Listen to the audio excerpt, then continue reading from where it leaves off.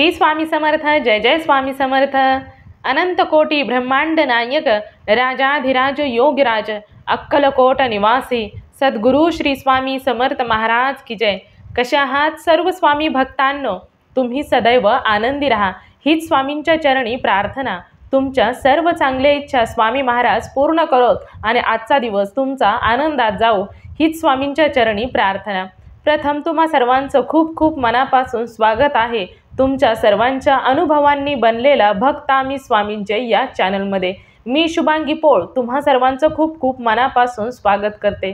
मित्र आणि मैत्रिणींनो, खरोखर श्री स्वामी समर्थ जी भक्ती जो भक्त करत असतो त्याच्या आयुष्यामध्ये स्वामी प्रचिती ही नक्कीच देत असतात।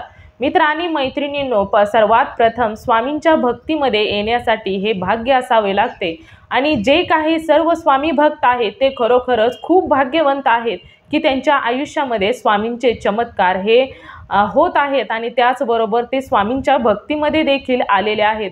ज्या भक्तांना स्वामींनी अजून चमत्कार अनुभव दिलेले नाहीत, परंतु मित्र आणि मैत्रिणींनो, स्वामींच्या भक्तीमध्ये आल्यानंतर प्रत्येक भक्ताला अनुभव हे स्वामींचे नक्कीच येत असतात। फरक मात्र एवढाच असतो की काही स्वामी भक्तांना अनुभव पटकन येतात, स्वामी त्यांच्या आयुष्यामध्ये चमत्कार लगेच करतात, परंतु असे काही स्वामी भक्त आहेत की त्यांच्या आयुष्यामध्ये चमत्कार व्हायला स्वामींचा अनुभव यायला हा उशीर लागत असतो। परंतु स्वामींच्या भक्तीमध्ये आल्यानंतर चमत्कार अनुभव हे स्वामींचे नक्कीच येत असतात। मित्र आणि मैत्रिणींनो, परंतु स्वामींच्या भक्तीमध्ये येणे खरोखरच खूप सोपे आहे, परंतु त्यांच्या भक्तीमध्ये टिकून राहणे खूप अवघड आहे। कधी कधी काही भक्तांच्या खूप परीक्षा घेतल्या जातात आणि त्या परीक्षेमध्ये फेल होतात आणि स्वामींच्या भक्तीतून बाहेर निघून जातात। मित्र आणि मैत्रिणींनो, परंतु तुम्हीच विचार करा, जी काही गोष्ट जेव्हा घडायची होती ती तेव्हा घडून जाणारच होते, परंतु काही वेळेस असं होतं की तुम्ही स्वामींच्या भक्तीमध्ये येता आणि परीक्षेचा म्हणजे तुमच्यावरती संकट यायला सुरुवात होत असते।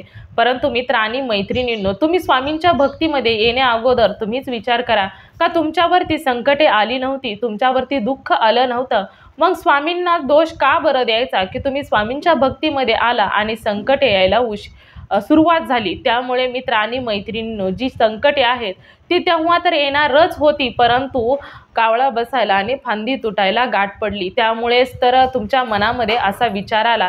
तर मित्र आणि मैत्रिणींनो, कोणत्याही प्रकारे असा विचार येऊ द्यायचा नाही, कारण तुम्ही एक सत्मार्गावरती खूप चांगल्या मार्गावरती लागलेला आहात, तुम्ही स्वामींची भक्ती करायला लागलेला आहात।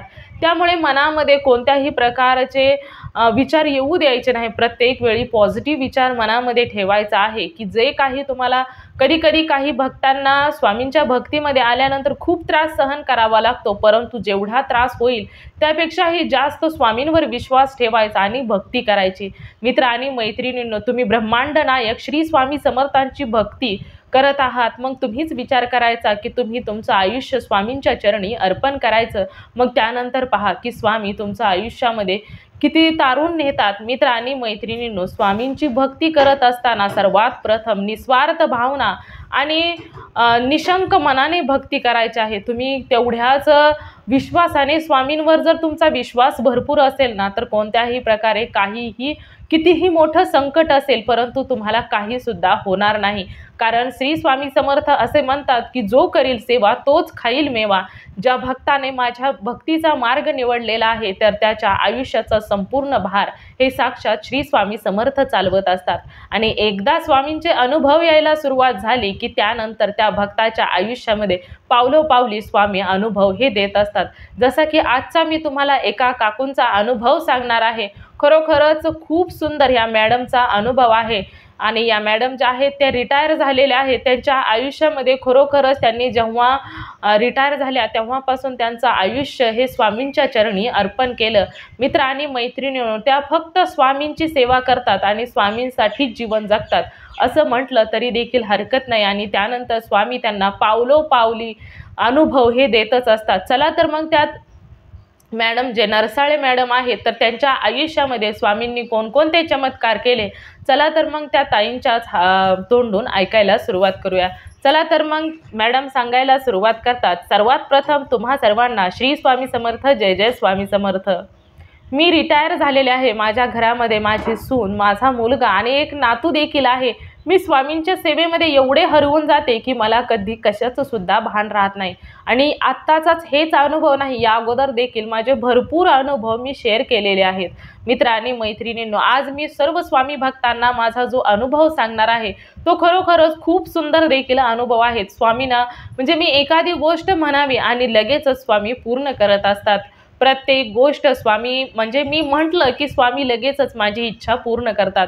तर माझ्या म्हणजे मी सकाळी 5 वाजता उठते, उठल्यानंतर घर वगैरे स्वच्छ करते, त्यानंतर देवपूजा, आंघोळ झाली की देवपूजा करत असते। देवपूजा नंतर म्हणजे दारामध्ये देखील सडा वगैरे टाकून रांगोळी काढत असते। खूप सुंदर म्हणजे मला म्हणजे कुठून एवढी एनर्जी येते मला माहीत नाही, परंतु ज्या माझ्या जी राहणारे माझ्या रूममध्ये राहणारे जे भाडेकरू आहेत त्या तिघी चौघी जणी अशा आहेत की त्या जेव्हा त्यांच्या मुलांना शाळेमध्ये सोडायला जातात तर तेव्हा ना माझी जी घाई चाललेली असते रांगोळी काढण्याची किंवा देवपूजा करण्याची, तर त्या प्रत्येक वेळी म्हणतात की तुम्ही ना तुमच्यामध्ये एवढी एनर्जी कोठून येते कोणास ठाऊ, परंतु तुम्ही हळूहळू जसं तुमचं वय होईल तसं तुम्ही म्हणजे वयोवृद्ध दिसण्यापेक्षा तुम्ही तेवढे तेजस्वी आणि खूपच सुंदर दिसायला लागलेला आहात। तर मी प्रत्येक वेळी त्यांना हसून उत्तर देत असते की मी स्वामींची मुलगी आहे। मग मी माझं आयुष्य मी स्वामींच्या चरणी अर्पण केलेलं आहे। मग तुम्हीच विचार करा, स्वामी एवढे तेजस्वी आहेत तर मग त्यांची मुलगी थोडी का होईना परंतु तेजस्वी ही नक्कीच असणार आहे। आणि मी जे एवढं तुम्हाला माझ्या चेहऱ्यावरती तेजस्वीपणा जो दिसत आहे तो फक्त आणि फक्त स्वामींच्या कृपेनेच आहे। आणि त्या म्हणतात की तुम्ही कधी सुद्धा कंटाळत नाही, तुम्हाला कोणत्याही गोष्टीचा कंटाळा येत नाही, एवढी एनर्जी तुमच्यामध्ये खरोखरच स्वामींनीच दिलेली असावी, अशा नाव त्या प्रत्येक वेळी मला म्हणत असतात। सकाळी माझे घरचं देवपूजा वगैरे झाली की मी स्वामींना साखर आणि दुधाचा नैवेद्य दाखवत असते। आणि त्यानंतर मी म्हणजे अगोदरच्याच दिवशी मी स्वामींसाठी गजरा, चाफ्याची फुले घेऊन येते। आणि त्यानंतर दुसऱ्या दिवशी जेव्हा मी स्वामींच्या आरतीला वगैरे जात असते सकाळी म्हणजे घरचे सूर्याला अर्घ देते, तुळशीला पाणी वगैरे घालते आणि त्यानंतर माझी घाई असते ती स्वामींच्या मठामध्ये जाण्याची। जाताना स्वामींना गजरा, चाफ्याची फुले मी घेऊन जात असते। तर मग माझं काम मी तिथे गेल्यानंतर बाहेरचं अंगण आहे ते स्वच्छ वगैरे करते, तिथे रांगोळी काढते, त्याचबरोबर औदुंबराचं झाड देखील आहे, त्याच्याभोवती लोखंडाची जाळी आहे तर त्याभोवती देखील मी रांगोळी काढत असते।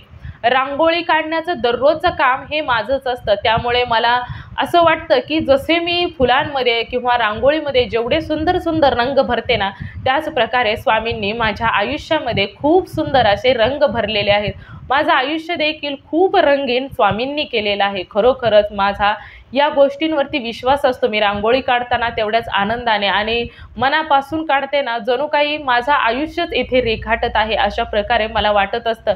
तर मी म्हणजे स्वामींची रांगोळी काढताना खूप मनापासून काढत असते आणि मंदिरामध्ये स्वामींच्या मठामध्ये रांगोळी काढण्याचं काम हे माझंच असतं। त्यामुळे मी कधीसुद्धा रांगोळीचा डबा म्हणजे मसाल्याचा डबा जसा असतो तर त्यामधील रांगोळी मी कधीसुद्धा संपू देत नाही। थोडी जरी रीती झाली त्यामध्ये तर लगेचच मी पावशरचे प्रत्येक रंग घेऊन येत असते आणि तेथे भरून ठेवत असते। म्हणजे मला माहीत असतं मी रांगोळी काढते, त्यामुळे रांगोळीचं काम हे प्रत्येक वेळी माझ्याकडेच असते। सकाळी मी लवकर गेल्यानंतर बाहेरचं अंगण वगैरे स्वच्छ करायचं हे देखील माझ्याकडेच असतं, मी स्वच्छ करते, त्यानंतर रांगोळी देखील काढत असते।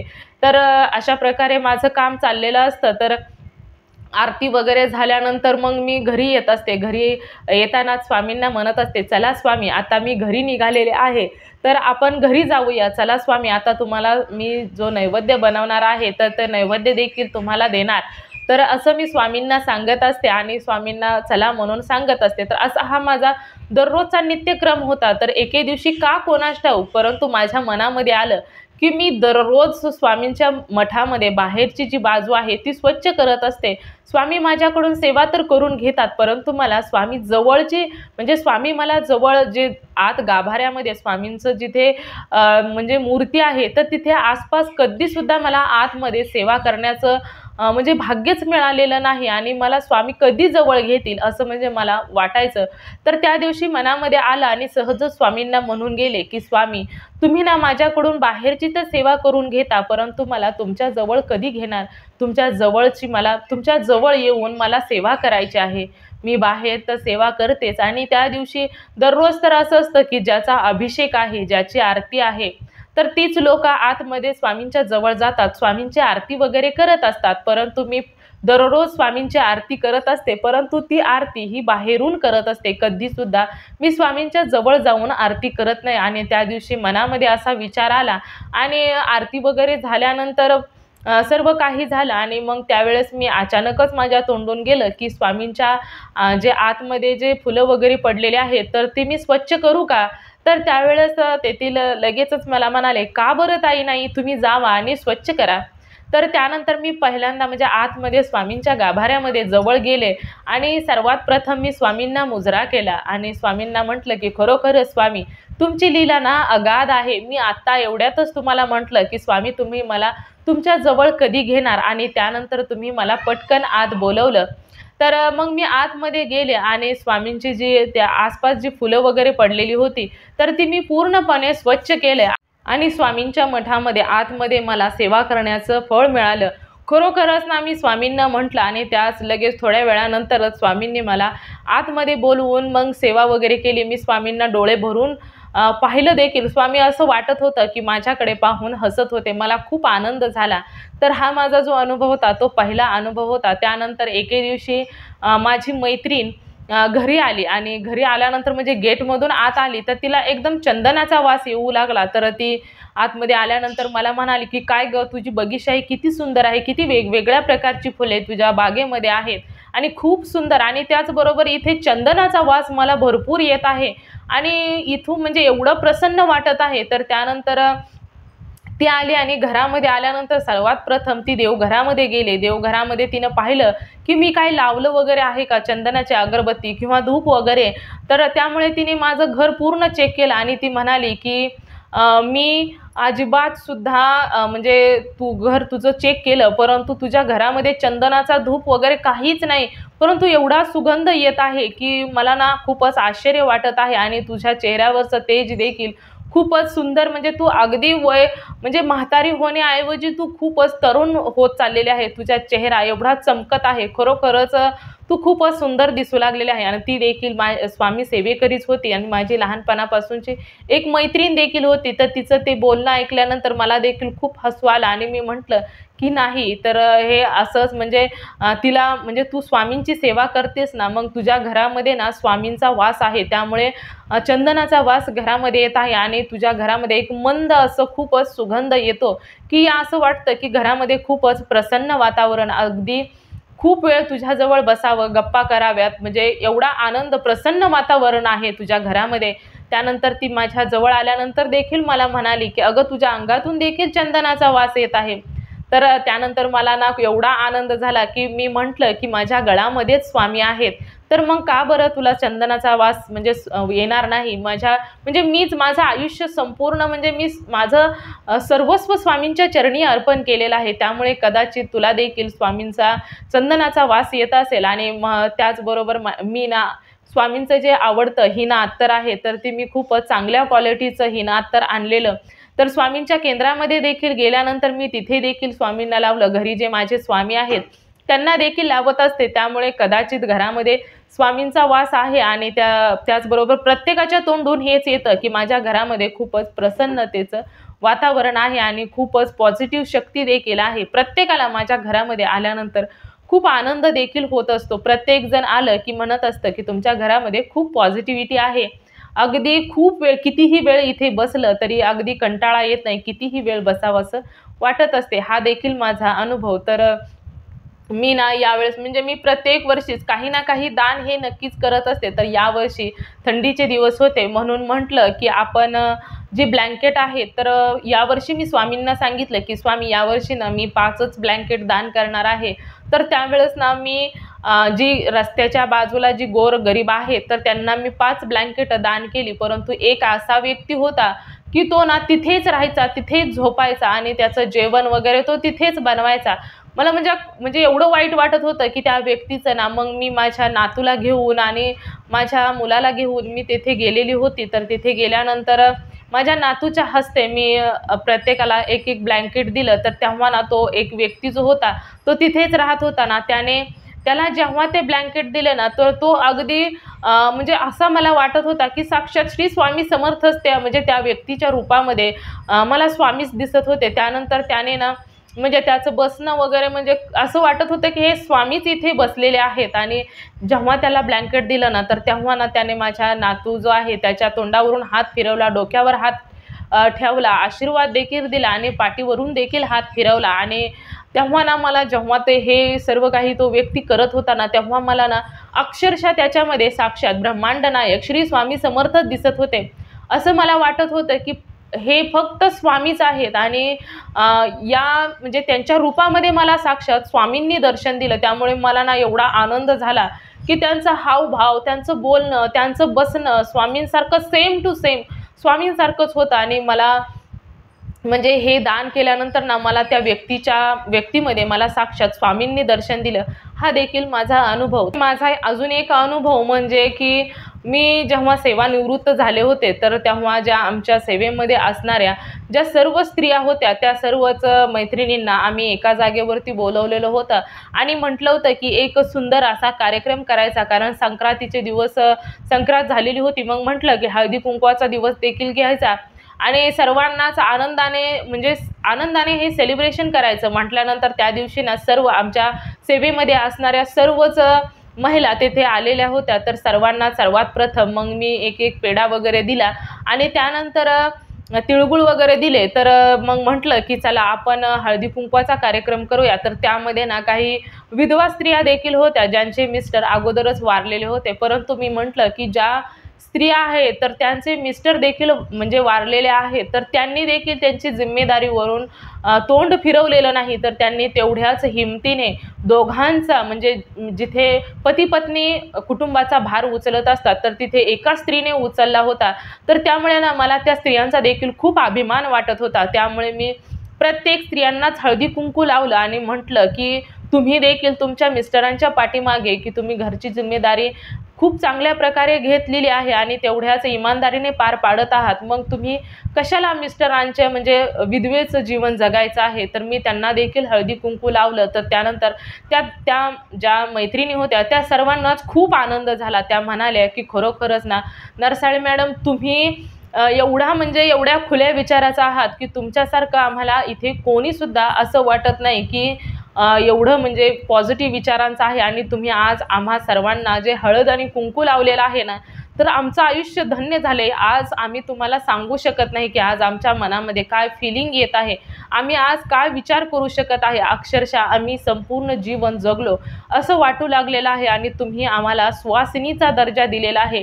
परंतु मी त्यांना सांगितलं की अहो स्वामी आहेत आपले स्वामी असं काही सुद्धा मानत नाही, तुम्ही मरेपर्यंत सुहासिनी आहात आणि तुम्ही तुमचे जे कार्य आहे ते तेवढेच इमानदारीने पार पाडता। त्यामुळे मी देखील तुम्हाला हळदी कुंकू लावलेला आहे, यामध्ये माझा मोठेपणा नाही तर हे स्वामींचीच कृपा तुमच्यावरती झालेली असावी असा विचार करायचा आहे।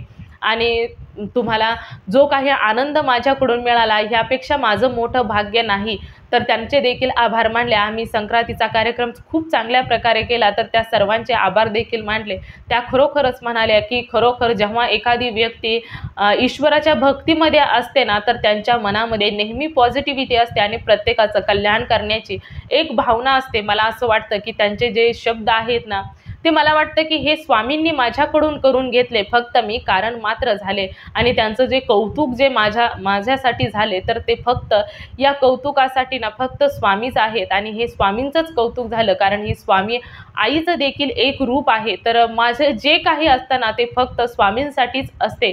मी प्रत्येक वेळी प्रयत्न करत असते ते फक्त आणि फक्त स्वामींसाठीच करत असते। तर हा देखील माझा एक अनुभव। आणि अजून एक मी तुम्हाला अनुभव सांगणार आहे, तो म्हणजे असं 11, 12, 13 तारखेला माघ पौर्णिमा स्वामींचे समुद्र स्नान हे असते। तर त्यावेळेस ना म्हणजे मी म्हणजे जी ती वारी आहे तर ती वारी नेरवीची वारी ती गणपतपुळ्याहून स्वामींना समुद्र स्नान करण्यासाठी जात असते। तर मी ना प्रत्येक वेळी त्या वारीलाही जातच असते आणि माझ्यासाठी 16 आकडा हा खूपच लकी आहे। मला 16 आकडा खूप आवडतो, कारण स्वामींना देखील तो आकडा आवडतो। तर मी प्रत्येक वेळी ना यावर्षी देखील मी महिला तयार केलेल्या आहेत. आम्ही सर्वजण स्वामींना समुद्र स्नान असतं तेव्हा आम्ही सर्वजण जाणारच आहोत. तर ते देखील तेव्हा देखील स्वामींचे खूप सुंदर अनुभव आम्हाला येतील. तर खरोखरच जे काही म्हणजे मला असं वाटतं की माझ्याकडून जे काही आहे ना ते स्वामी करून घेतात. तर मी काहीच नाही, मी फक्त कारण मात्र आहे, परंतु जे काही आहे ते साक्षात ब्रह्मांड नायक श्री स्वामी समर्थ माझ्याकडून करून घेत असतात. आता जोपर्यंत संसार करायचा होता तोपर्यंत संसार केला, परंतु मी आता रिटायर झालेले आहे. मुलं त्यांच्या आयुष्यामध्ये सेटल झालेले आहेत, नातवंड जरा मोठी व्हायला लागलेले आहेत. त्यामुळे आपण आत्ताच जे काही माझं आयुष्य आहे ना ते स्वामींच्या चरणी मी अर्पण केलेलं आहे. आणि जे काही मला पावलोपावली स्वामी अनुभव देतात, मी एखादा शब्द तोंडातून काढावा आणि लगेचच स्वामींनी तो पूर्ण करावा. खरोखरच स्वामींची एवढी माझ्यावरती कृपा झालेली आहे. तर माझे अनुभव होते. तर सर्वांना श्री स्वामी समर्थ, जय जय स्वामी समर्थ. तर मित्र आणि मैत्रिणींनो, खरोखरच या नरसाळे मॅडम या ताईंचा अनुभव खूप सुंदर होता. या ज्या काकू आहेत त्यांना अनुभव ना खूप सुंदर स्वामी देतात. प्रत्येक वेळी त्यांचे अनुभव खूप सुंदर असतात. तर जेव्हा तुम्ही मनापासून ईश्वराची भक्ती करता, तुम्हाला मी अगोदरच सांगितलं, एकदा एखाद्या भक्ताला अनुभव यायला सुरुवात झाली ना की पावलोपावली स्वामी अनुभव देऊन जात असतात. त्यामुळे मित्र आणि मैत्रिणींनो, प्रत्येक भक्ताचं एकच काम असते, ते म्हणजे भक्ती करण्याचं. आणि जो भक्त मनापासून भक्ती करत असतो त्याच्या आयुष्यामध्ये स्वामी नेहमीच चमत्कार हे नक्कीच करत असतात. तर मित्र आणि मैत्रिणींनो, या मॅडमचा अनुभव तुम्हाला कसा वाटला नक्कीच मला कमेंट करून सांगा. त्याचबरोबर तुम्हाला जर स्वामींचा एखादा अनुभव आलेला असेल तर मी येथे तुम्हाला व्हॉट्सअप नंबर देते. या नंबरवरती तुम्ही तुमचा अनुभव नक्कीच शेअर करायचा आहे, कारण तुम्ही जेव्हा एक अनुभव शेअर करता तेव्हा स्वामी तुम्हाला अजून सुंदर सुंदर अनुभव हे नक्कीच देत असतात. त्याचबरोबर तुमचा अनुभव ऐकून एखादा व्यक्ती स्वामींच्या सेवेमध्ये आला तर याचे पुण्य तुम्हालाच मिळणार आहे. त्यामुळे तुम्ही तुमचा अनुभव हा नक्कीच शेअर करायचा आहे. आणि आपल्या चॅनलचं म्हणजे आपला जो चॅनल आहे भक्त आम्ही स्वामींच्या, या चॅनलचं एकच ध्येय आहे, ते म्हणजे भक्ताने भक्त स्वामी भक्त वाढवायचे आहेत आणि प्रत्येकाचे जीवन हे स्वामीमय करून टाकायचे आहे. प्रत्येकावरती स्वामींची कृपा ही झालीच पाहिजे. त्यामुळे तुम्ही तुमचा अनुभव हा नक्कीच शेअर करायचा आहे. तर मित्र आणि मैत्रिणींनो, तुम्ही सर्वांनी मिळून माझा व्हिडिओ शेवटपर्यंत ऐकला त्याबद्दल मी मनापासून तुम्हा सर्वांची खूप खूप आभारी आहे. पुन्हा भेटूया श्री स्वामी समर्थांच्या अशाच एखाद्या सत्य अनुभवाबरोबर. तोपर्यंत तुम्ही नेहमी सुखी राहा, समाधानी राहा, आनंदी राहा. श्री स्वामी समर्थांचं नामस्मरण करत राहा. श्री स्वामी समर्थ, जय जय स्वामी समर्थ. धन्यवाद.